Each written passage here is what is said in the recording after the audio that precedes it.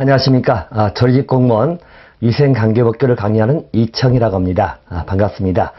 여러분들, 우리 조리직 공무원에서 위생관계법규는 우리 객관식 문제 출제가 되고 있죠. 그리고 같은 과목이 사회가 볼 수도 있고 아니면 국어 한국사가 우리 교육청에 따라서 각각 시험이 실시되고 있습니다. 자, 위생관계법규에 관한 기본적 내용 몇 가지를 설명드리고 가도록 하겠습니다. 자, 저들 과목은 위생관계법규라고 하는 과목입니다. 이 법규라는 말에서 우리 이제 법의 종류를 공부하는 것이죠. 그래서 위생관계법규는 기본적으로 5개 법을 공부하는 것입니다. 그래서 5개 법을 공부하는 것인데요. 자, 가장 대표적인 법이 우리 식품위생법이 있습니다.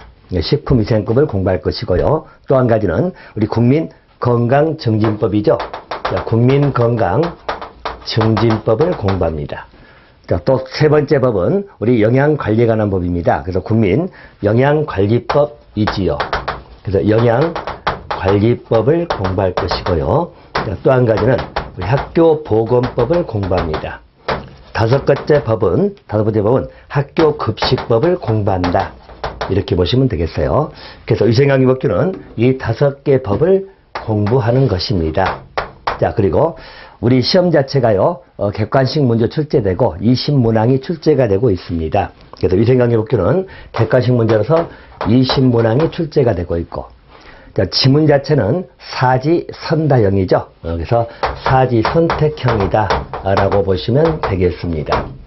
자, 그래서 20문항이 출제되고 있고 사지선다형인데 5개 법을 공부하는 데 있어서 기본적 출제 비중이 교육청마다 조금씩은 차이는 있어요. 근데 보통 우리 18년도에 출제가 됐던 것을 가지고 본다면 식품위생법이 당연히 가장 중요한 법입니다. 식품위생법이 우리 위생관계법규는 대표법으로 생각하시면 되겠고요. 보통의 기출비중, 우리 18년 기준으로 본다면 이게 14문항이 출제가 됐습니다. 그래서 가장 중요한 법이 식품위생법이다 라고 생각하시면 될 것 같고요. 가장 많은 시간을 좀 써야 되겠죠 라고 보시면 되겠고요. 자, 그 다음에 이제 출제가 좀 많이 됐던 게 학교급식법이죠. 학교급식법이 5문항이 출제가 됐어요. 5문항이 출제가 됐다고 보시면 되겠고, 아울러서 우리 학교보건법에 관한 것이 1문항이 출제가 됐던 게 보통 18년 보건된 문제로 판단했을 때는 이렇게 출제가 됐습니다. 자, 그렇다 해서 건강증진법이나 영양관리법이 출제가 되지 않는 건 아니고요. 우리 교육청마다 이 부분도 1문제 아니면 2문제씩은 보통 출제가 된다고 잡아두시면 될 것 같아요. 그래서 일단 5개 법을 공부하는데 일단 포인트를 맞춰야 될 것은 그래도 식품위생법이라든가 학교급식법이 대단히 중요하다라는 취지를 가지고 접하시면 될 것 같습니다. 아울러서 우리가 법규를 공부할 때 몇 가지 참고사항을 말씀드리면 이래요. 자, 우리 보통 법의 내용을 공부하는 것은 법 조문을 공부하는 겁니다. 조문의 내용을 공부하기 때문에 우리 시험 문제 자체가요, 법 조문을 가지고 물어보는 문제입니다. 경우에 따라서는 우리 법 조문이 굉장히 많거든요. 많은 법 조문을 전부 다 암기한다는 건 사실 무리긴 합니다. 하지만 객관식 문제 갖고 있는 기본 특징이 있어요. 객관식 문제 갖고 있는 특징이라는 것은 물어볼 수 있는 테마들이 있습니다. 그 부분을 중심으로 어떻게 문제가 틀어가지고 나오는 것이냐, 이런 것을 가지고 같이 정리를 할 것인데요. 일단 양의 문제에서는 법이 5개다 보니까 좀 많긴 하죠. 더군다나 우리가 이 법만 보는 게 아니라 우리 법규를 공부할 때는 관련된 명령도 봐야 되거든요. 자, 그래서 그 관계를 잠깐 소개해드리면 이렇습니다. 자, 보통 우리가 법규를 볼 때는 기본적으로 법률을 가지고 공부하는 것이 가장 기본입니다. 여러분들, 우리가 보통 법률이라고 할 때는 국회에서 만드는 법을 말하겠죠. 그래서 국회에서 만들고 헌법보다는 아래에 있는 율을 가진 게 법률입니다. 근데 법률을 가지고 공부하는 것이고, 식품위생법이든 국민건강증진법이든 또 우리 학교급식법이든 전부 다 우리 법률들입니다. 근데 문제는 여러분, 법률은 국회에서 만든다 하더라도 국회에서 각 부분의 전문적이고 세세한 영역은 법률로 다 규정을 못합니다. 그래서 법률 내용이 약간 추상성을 띌 수밖에 없는 그런 한계가 있다는 것이죠. 자, 그래서 일반적으로 법률에다가 이걸 보충하는 내용인 명령이 들어간다고 보시면 됩니다. 명령. 자, 일반적으로 명령은 우리 입법부인 국회가 아닌 보통 행정에서 만드는 법이라고 생각하시면 돼요. 그래서 명령이 추가되는 것이다.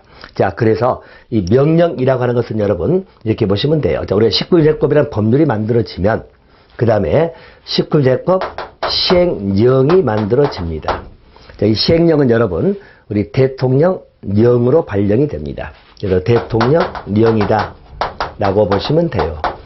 시행령이 보통 만들어지는 거죠. 자, 그리고 나서 시행령에서도 내용이 좀 더 구체적이고 세세하고 디테일한 부분들은 또 각 업무를 담당하는 부처에서 명령을 만들어요. 자, 그 명령을 우리는 시행규칙이라고 부릅니다. 시행규칙은 여러분 보통 우리 총리령이나 부령으로 나옵니다. 총리령으로 나오는 것은 우리 국무총리 직속기관. 자, 국무총리 직속기관. 우리 식품의약품안전처는 국무총리 직속이거든요. 그러면 식품의약품안전처에서 만드는 것은 기본적으로 총리령으로 나옵니다. 보통 시행규칙은 총리령 또는 우리 행정각부 장관이 발하는 부령이 있어요. 부령. 자, 그래서 보편적으로 시행령, 시행규칙을 자, 명령이라고 생각하시면 됩니다. 그래서 어느 법이든 법률이 만들어지고 그 다음에 시행령이 만들어지고 시행규칙이 만들어지는 것이에요. 자, 이렇게 만들어지면 일반적으로 법의 체제가 정비됐다고 이야기하는 것이고요. 그래서 이 세 가지는 항상 같이 간다고 생각하시면 되겠고요. 당연히 효력은 법률이 가장 위에 있을 것이고, 자, 그리고 시행령, 시행규칙으로 생각하시면 되겠고, 가장 세세한 부분이 들어가 있는 것은 시행규칙입니다. 시행규칙이 가장 세세한 부분이 많이 들어가 있다고 생각하시면 될 것 같아요. 자, 그래서 이 세 가지 것을 우리는 법률하고 명령이라고 하는 것이고, 자, 이것을 합해서 부를 때부터 뭐죠? 법령이다. 이런 말을 쓰기도 합니다. 그래서 법률과 명령은 이 세 개 법이 중심이다. 라고 보시면 되겠어요.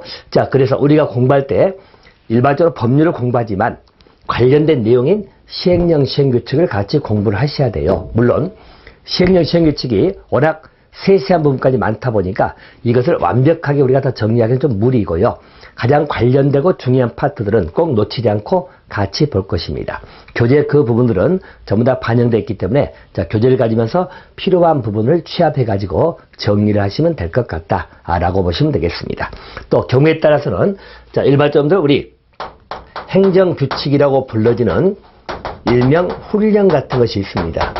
우리 훈령이라든가 예규 뭐 이런 것들이죠. 근데 훈령 등이 있는데 자, 아마 보통 우리 규정이란 표현되기도 하고 표현은 여러 가지 표현을 돼요. 하지만 행정규칙은 워낙 종류가 많기 때문에 이것은 필요한 아주 소소한 몇 가지만 정리를 한다고 생각하시면 될 것 같아요. 자, 그래서 일단 구성 자체는 이렇게 되어 있다고 생각하시면 될 것 같고요. 자, 공부 방향은 어차피 각 부분에서 저거 수업을 하면서 어느 부분이 객관식 문제에서 틀리게 나오는 것인지를 자꾸 보면서 거기에 대비를 하시면서 보시면 될 것 같고요. 자, 몇 가지 암기사항도 마찬가지입니다. 우리 객관식 문제는 완벽하게 암기하지 않아도 지문으로서 고를 수 있을 정도로 그렇게 암기를 하시면 충분히 대비는 할 수 있지 않겠느냐라고 생각이 됩니다.